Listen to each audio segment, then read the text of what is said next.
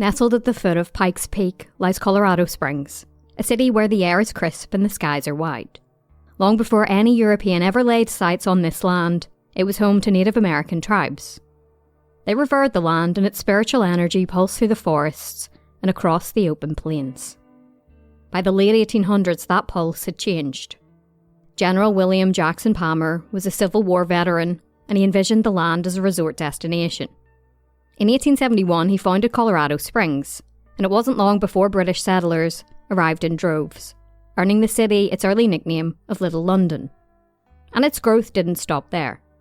With the expansion of the railroads and the rush of the nearby mining booms, Colorado Springs grew rapidly. By the turn of the century, it was no longer a vacation destination. It was a real city. Today, Colorado Springs is the most populous city in El Paso County. Many people who live here are drawn to the lower cost of living and the slower pace. Many come for the mountain views, for the safety, and the sense of community. But even in the most serene of places, darkness can find its corners. It was a typical June evening in Colorado Springs in 2022. Inside a Walgreens store, business was moving as usual.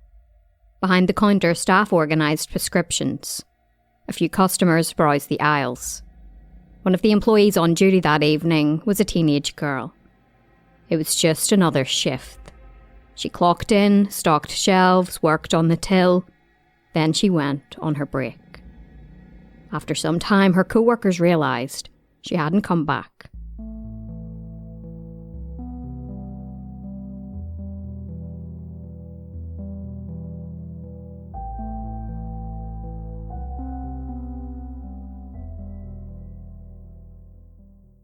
Colorado Springs was home to 17-year-old Riley Whitelaw.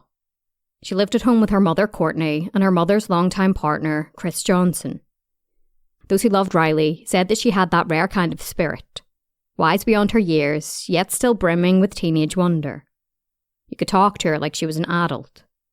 Conversations with Riley weren't filled with eye rolls or one-word answers. She listened, she asked questions, and she genuinely cared. But Riley also had a silly, carefree side and could goof around with people her own age. She was that rare blend of mature, grounded, and full of joy. At Air Academy High School, Riley was known not just for her intelligence. She was a straight-A student, but she was said to have a warmth about her. She didn't need to be the loudest person in the room, and yet her presence was still the loudest in all the best ways. Her classmates called her Smiley Riley. She had a long list of passions and commitments. She was active in her school's colour guard and winter guard programmes and was set to be named section leader, a role she'd earned through hard work. Riley also loved animals, especially her dog Judy. She worked part-time as a pet sitter when she wasn't at her other job, Walgreens on Centennial Boulevard. And if that wasn't enough, Riley volunteered her spare time at the Humane Society of the Pikes Peak region. That was Riley in a nutshell. Always doing, always giving, always smiling. She also had a deep love for the arts. She could often be found with a sketch pad in hand, filling it with pencil drawings and paintings. And then there was the guitar, another creative outlet that she'd fallen in love with. It was like Riley lived in full colour. Everything she did was with intention. Her mother, Courtney, said to CBS, "Anything Riley ever has taken on, she's always got both feet in."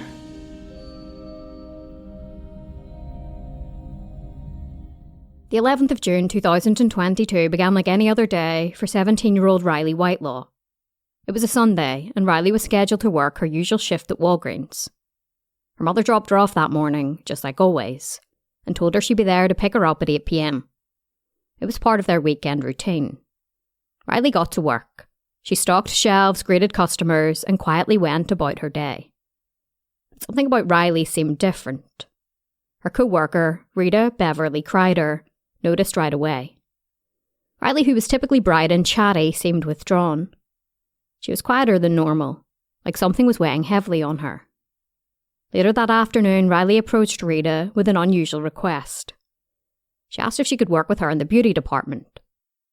Then around 5:30 p.m, a co-worker, 28-year-old Joshua Johnson, came over to Rita. He said that it was time for Riley's break.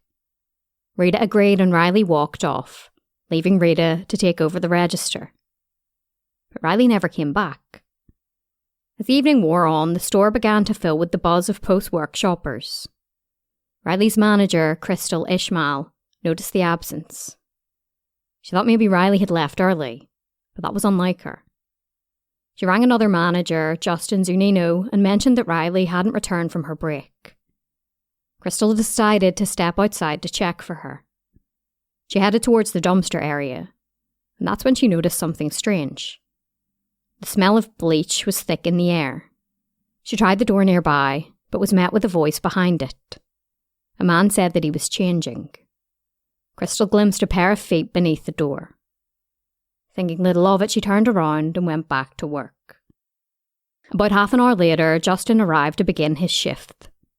Riley was still missing at this stage. When Crystal told him about the bleach and the man changing outside, Justin's instincts kicked in. Something wasn't right. He stepped outside to check it out for himself. The man was gone now, but there on the ground was an empty bottle of bleach. Justin couldn't shake the feeling that something was very wrong. Riley would never just disappear mid-shift without saying a word. When the store quieted, he decided to check the security footage. What he saw left him uneasy.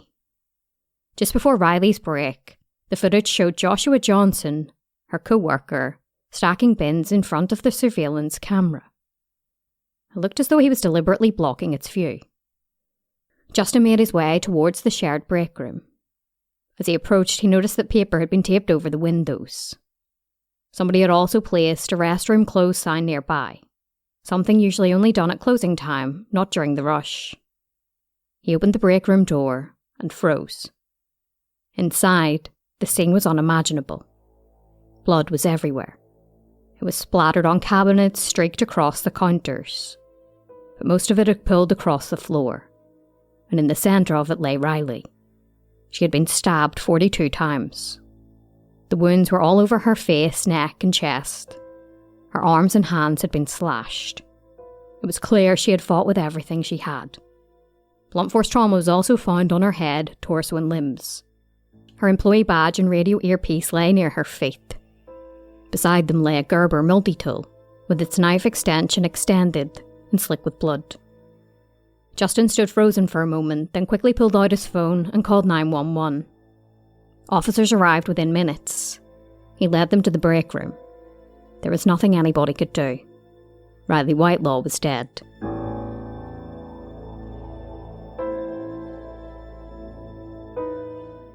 As the crime scene was being uncovered, Riley's mother, Courtney, was on her way to pick her up. She was completely unaware that her world was about to shatter. But before she could even pull into the parking lot, Courtney was met with a nightmare. Flashing red and blue lights lit up the front of Walgreens. Police vehicles lined the curb.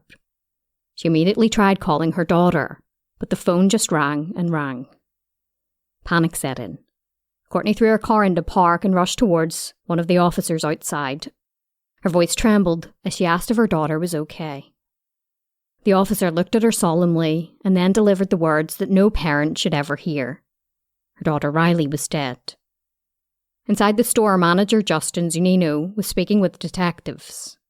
He told them what he'd seen on the surveillance footage, how Joshua Johnson had deliberately stacked bins to block the camera's view shortly before Riley disappeared.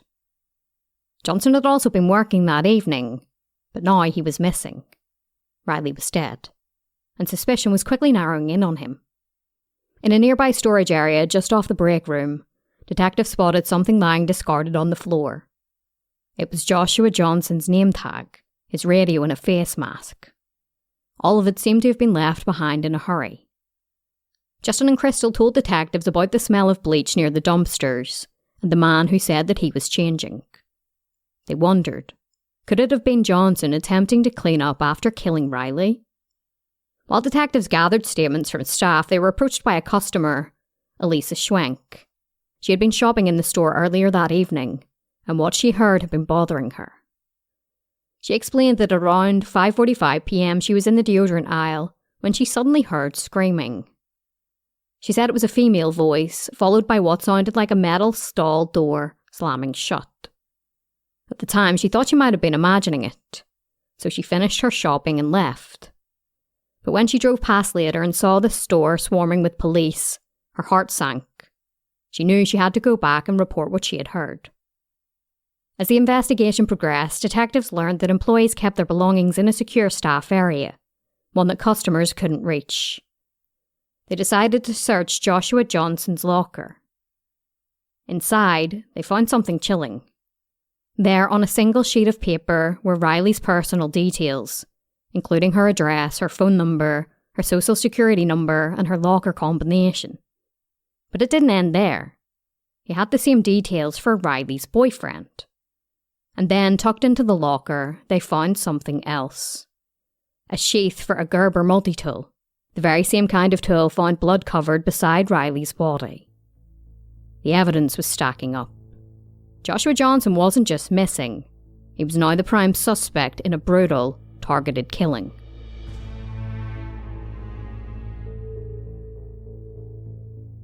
Once detectives had collected witness statements and processed the crime scene, they issued a be on the lookout for Joshua Johnson. It didn't take long. Just hours later, an officer patrolling Interstate 25 near Trinidad, over 100 miles from Colorado Springs, spotted a man walking alone along the side of the highway. Something about him looked familiar.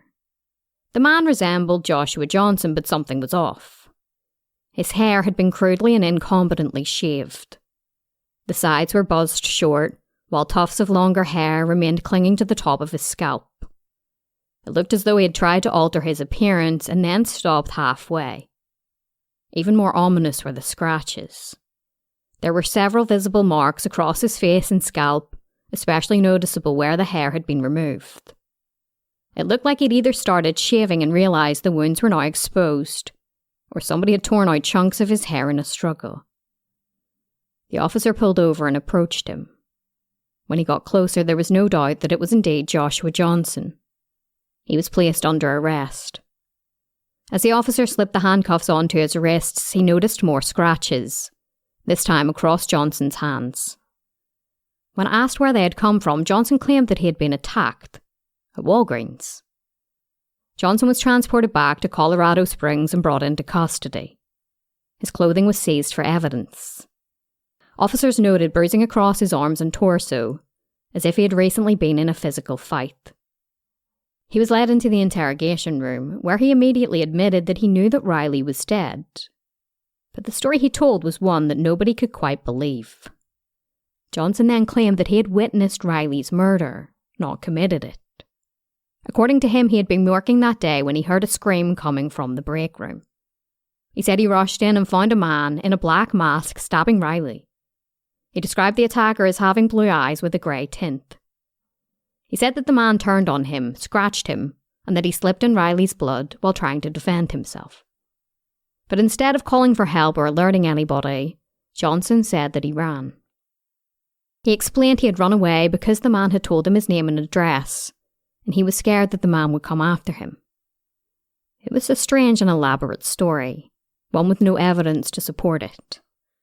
Detectives listened quietly and then began presenting what they had. They told him that they had seen the surveillance footage, the way he had deliberately obscured the camera by stacking bins in front of it before Riley went missing. They asked him about it directly.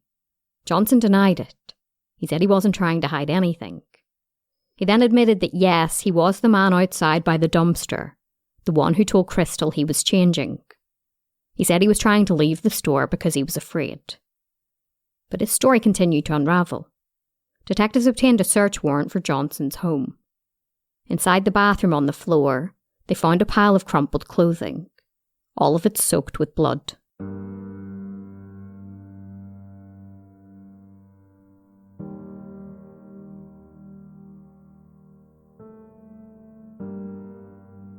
With Riley dead and the lead suspect behind bars, detectives turned their focus to understanding why this had happened.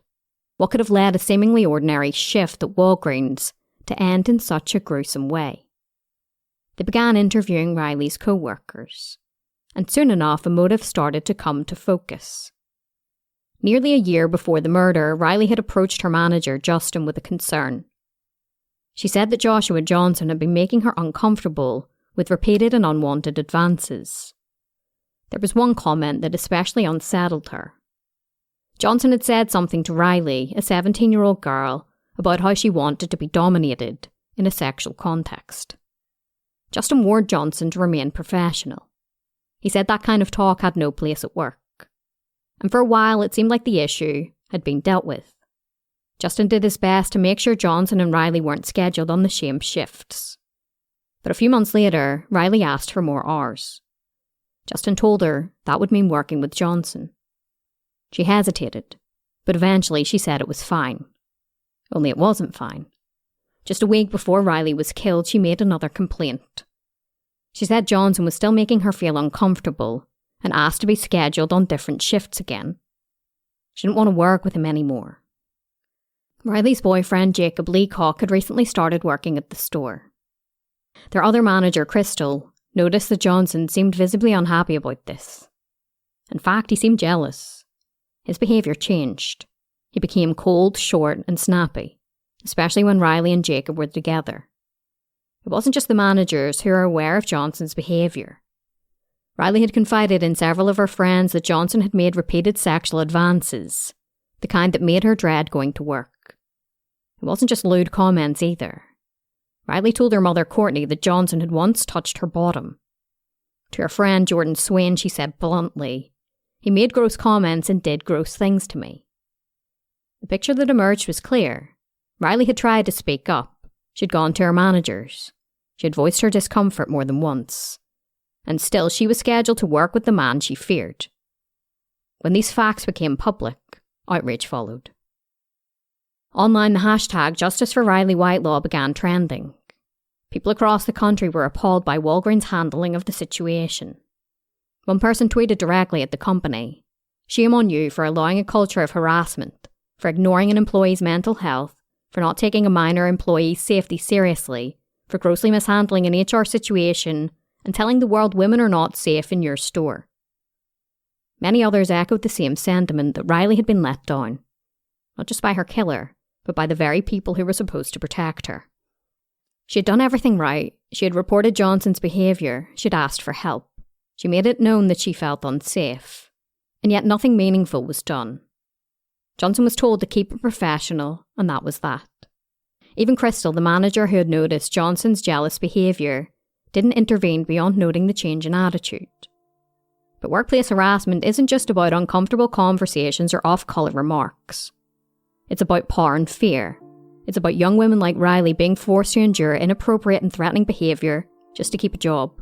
And when employers fail to take decisive action, when they downplay reports or avoid confrontation, it sends a very dangerous message. That safety can be compromised in the name of convenience.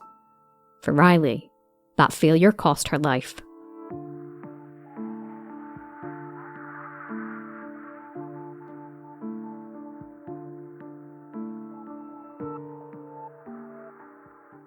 As Joshua Johnson was charged with the murder of Riley Whitelaw, the community she left behind tried to make sense of the loss.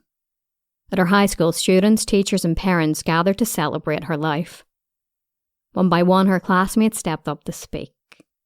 There were those who had known her for years and those who had only met her recently. But all of them spoke of the same girl, somebody warm, creative and kind. She wasn't just part of one social group. Riley fit in everywhere. She was the type of person who would spot the new kid and make sure they never ate lunch alone. She shared her art, her music, her laughter. There were recurring memories about her gentle smile, her drawings and her love of music. One student said she made them feel seen when nobody else did. Another remembered her, helping them study, even when she had her own deadlines to meet.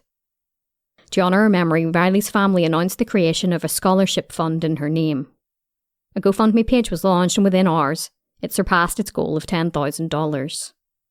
The fundraiser read in part, "All funds will go towards a long-term scholarship fund in Riley's name and genetic research projects we think she would appreciate."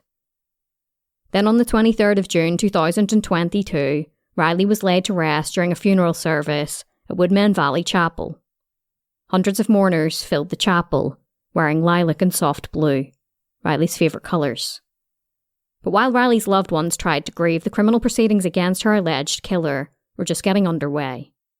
A preliminary hearing was held to determine whether there was enough evidence for Joshua Johnson to stand trial. Detective Stephen Alino was called to testify. He was asked directly by prosecutor Gioia, "Who do you believe was responsible for the death of Riley Whitelaw?"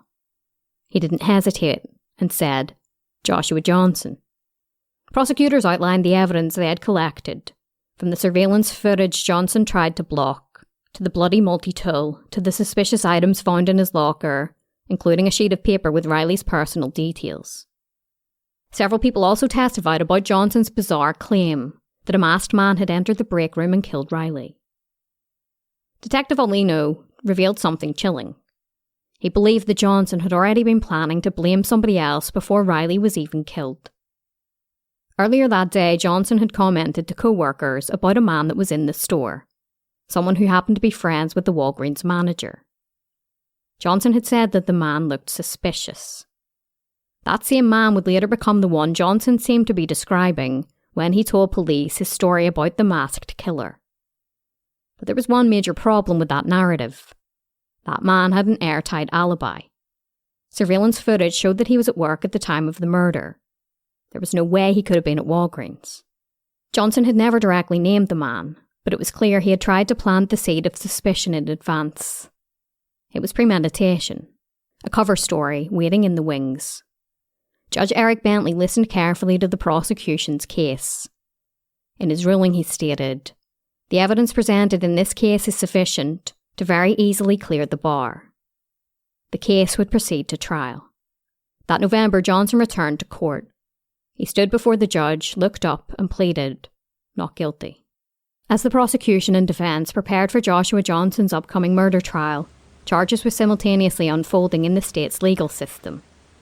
These changes were driven in part by Riley Whitelaw's case. In February of 2023, Colorado lawmakers introduced Senate Bill 75, a piece of legislation that aimed to protect the identities of minor victims and witnesses in public criminal justice records. If passed, the law would require the names of minors to be replaced with designations such as child victim or child witness, shielding them from public exposure, especially through media coverage or open court documents. Riley's mother, Courtney, supported the bill wholeheartedly. In the wake of Riley's murder, many of her friends, even some family members, learned about what had happened from the news or social media before Courtney had the chance to tell them herself. It was a trauma compounded by public exposure. Courtney later said, "My family and I had no time to grieve in private. The children didn't deserve to find out such horrors from news or social media." Under Colorado's existing law at the time, the names of minor victims were only automatically redacted in certain cases, usually sexual assault. But for crimes like homicide, there were no protections in place. Ironically, perpetrators who were minors often did have their names shielded, unless charged as adults. Senator Tony Exum, a sponsor of the bill, said, "Perpetrators are protected more than victims. That's not right. That's not fair." While Senate Bill 75, which was later renamed Riley's Law, made its way through the legislative process, Johnson's murder trial was facing its own delays. Judge Eric Bentley ordered a competency evaluation to determine whether Johnson was mentally fit to stand trial. Prosecutors argued that the request was nothing more than a stalling tactic by the defence. Still, the evaluation moved forward. In May of 2023, Riley's Law passed unanimously. It was a landmark moment, not only for Riley's family, but for future victims and witnesses across the state. Representative Brianna Titone announced that it would officially carry Riley's name. She stated, "This bill is about a mom who is fighting for her daughter and her friends. We thought it would be fitting that she's worked so hard for this bill that we name it after her daughter." Just days after Riley's Law passed, Johnson was declared competent to stand trial. And with that, Judge Bentley set an official date, the 25th of September 2023. That would be the day that Joshua Johnson faced a jury, and the day that Riley's family would take one more step towards justice.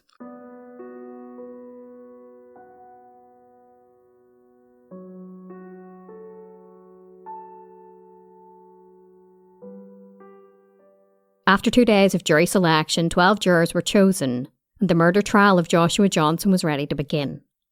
On the morning of the trial, Johnson was escorted into the courtroom dressed in an ill-fitting black suit. He sat alongside his defence team at the front, largely expressionless. The courtroom gradually filled with Riley's family, friends, teachers and classmates, their presence forming a visible wall of support behind the prosecution. The other side of the gallery, behind Johnson, was sparse. Most of the seats were occupied by members of the media and a few representatives from the public defender's office. During opening statements, the prosecution and defence laid out two very different versions of what happened to 17-year-old Riley Whitelaw. Prosecutor Anthony Gioia kept his remarks brief but pointed. He told the jury that not only did the state believe that Johnson killed Riley, they had overwhelming evidence to prove it. He alleged that Johnson had developed obsessive and unwanted romantic feelings towards Riley. When she rejected him and began dating someone else, Johnson became increasingly hostile. The prosecutor said, "This was gruesome and meticulously planned by the defendant." He showed surveillance footage that captured Johnson stacking bins in front of the breakroom camera, a clear attempt to obstruct the lens. He pointed out that Johnson had also parked his car out of view of the store's external cameras, suggesting premeditation. Meanwhile, defence attorney Jonathan Stafford painted a completely different picture. He said Johnson was simply in the wrong place at the wrong time, an innocent bystander to a horrific murder.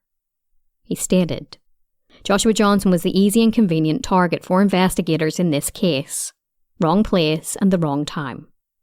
He argued that Johnson had accidentally left a side door open, which allowed a mysterious man to enter the store. This was the same man, he said, who Johnson later claimed he saw attacking Riley.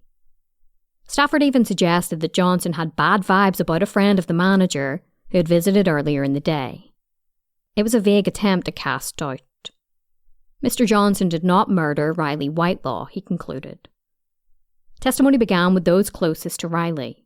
Her friend Anna Shelton testified that Riley had confided in her about Johnson's repeated sexual advances at work. She said that Riley felt uncomfortable and that she had reported the behaviour to management, but in her words, not a lot was done. Riley's mother Courtney also took to the stand and told the jury. She got a weird vibe from him. Her impression was maybe he liked her. The prosecution played a video message that Riley had sent to her friends before her death.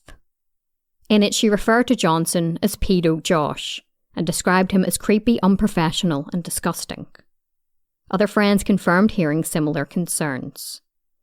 However, under cross-examination, they admitted that Riley had never explicitly said that she was afraid of Johnson, a detail that the defence clung to.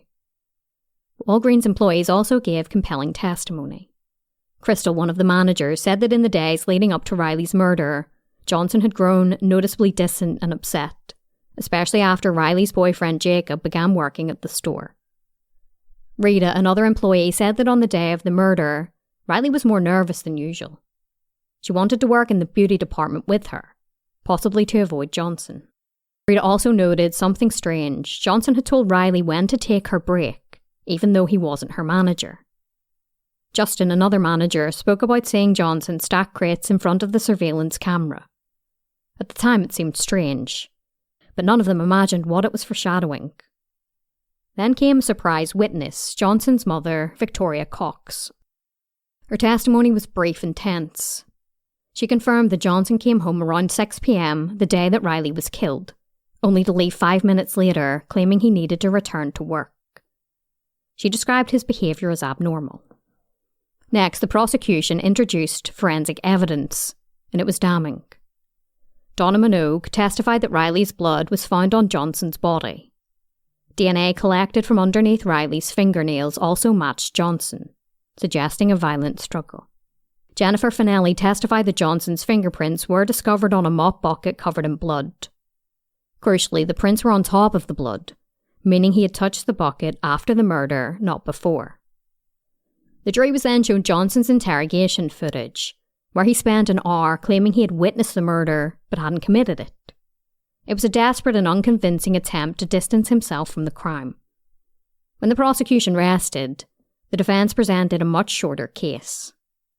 They called the detective to ask about Crystal's demeanour when she first reported the smell of bleach. He replied that she was hysterical, implying that her judgment might have been clouded. Then they called Blaine Withers, a manager from another Walgreens. He was briefly questioned about an inventory tracking device before being dismissed. And that was it. In closing arguments, the prosecutor told the jury, "The evidence of deliberation is extensive and significant." He walked them through the timeline, the stacking of the crates, the tampering with surveillance, the isolated break room, the attempt to frame a mysterious man. The defence argued that Riley never told anybody she feared Johnson and claimed there was still room for doubt. The jury didn't take long. After just 1 hour of deliberation, they returned with a verdict: guilty of first-degree murder.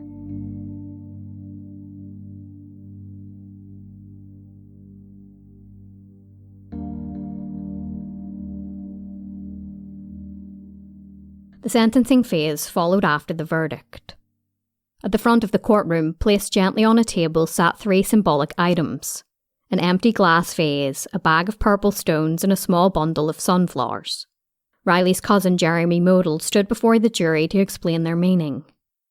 He said that inside the bag were 42 purple stones, each one representing one of the 42 stab wounds that Riley had suffered.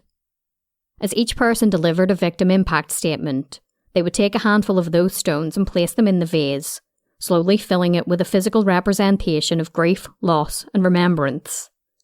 He stated, "We want to fill it with kindness. It would be what she wanted." Kelly Whitelaw, Riley's aunt, turned to Johnson and said, "You are a monster. I can't even speak your name. Riley mattered. Her life mattered." Chris Johnson, Riley's stepfather, was visibly emotional as he said, "I was blessed enough to be a part of Riley's life for the past 6 years. Riley was the daughter I never had." Her grandparents, Robert and Pamela Whitelaw, shared their heartbreak over the loss of their only grandchild. There would be no college graduation, no wedding day, no more family dinners filled with Riley's laughter. And with each statement the vase slowly filled, purple stones clinking softly as they were dropped in. The last to speak was Riley's mother, Courtney. She wore an Air Academy colour guard jacket, a tribute to her daughter, who had proudly served as co-captain. She referred to Johnson only as the monster, refusing to give him the dignity of a name. She said, "I pray the vileness of your act haunts you for the rest of your life. How could you be so rage-filled by someone so kind?" She spoke about the strength Riley had shown, in life and in death, and about the kind of person she had grown to be. She said, "I love Riley, and her death will not diminish that, or take that away from me or from her." She concluded, "I gave Riley her name because it means courage. She had so much courage. Courage to speak out when something is wrong, courage to step up and quietly lead." When Courtney sat down, the room fell silent. Joshua Johnson was then sentenced to life in prison without the possibility of parole. But even in death, Riley Whitelaw's legacy lives on.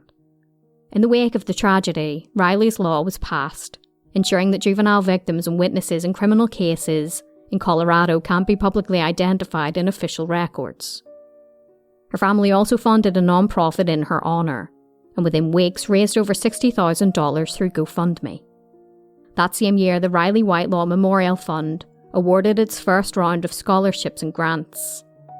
In death, Riley helped graduating students from Air Academy High School pursue their dreams, just like she should have been able to pursue hers.